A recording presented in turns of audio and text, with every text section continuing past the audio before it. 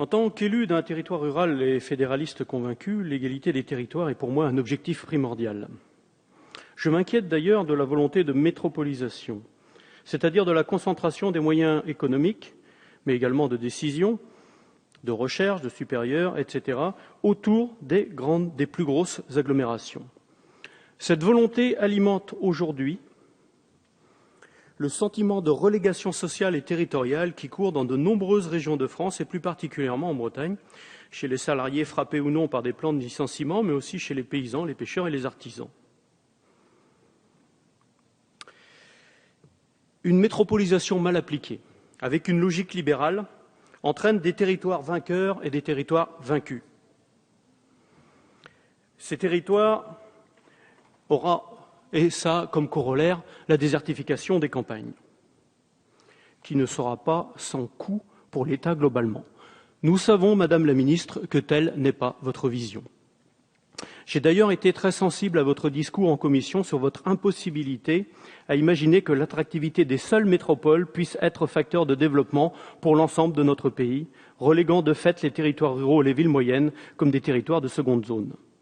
Votre action visant à charger l'Agence française pour les investissements internationaux de rechercher des entreprises internationales dans les domaines en rapport avec les territoires ruraux à des fins de développement est donc à souligner. Certaines des mesures annoncées dans ce budget constituent d'ailleurs une véritable bouée de sauvetage pour les territoires en souffrance.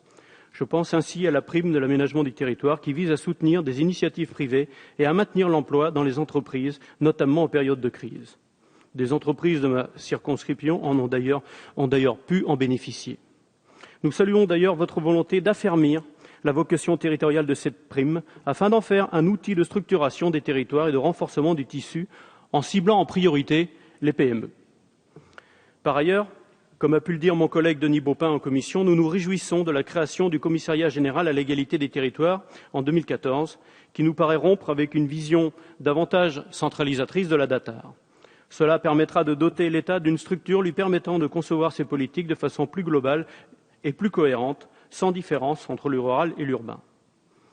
Nous nous réjouissons également de la relance des contrats de plan État-région, qui seront bientôt négociés avec toutes les régions.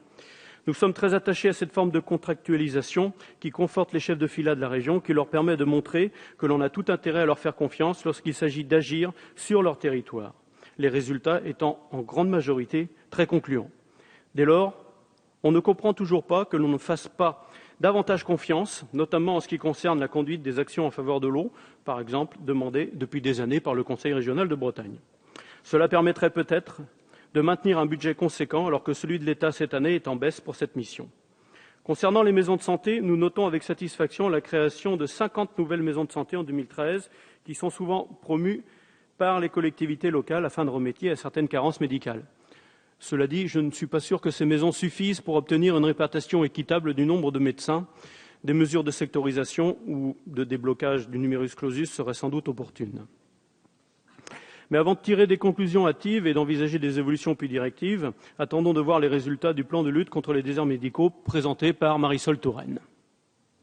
En ce qui concerne la problématique des bourgs ruraux, je ne peux que vous engager à poursuivre vos travaux dans cette voie, et notamment dans celle de la revitalisation des centres-bourgs.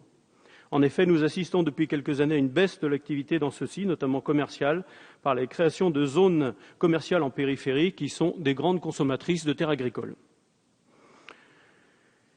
Les habitants sont désormais obligés, bien souvent, de se faire de nombreux kilomètres pour pouvoir avoir un commerce de proximité, ce qui est un facteur de désertification rurale.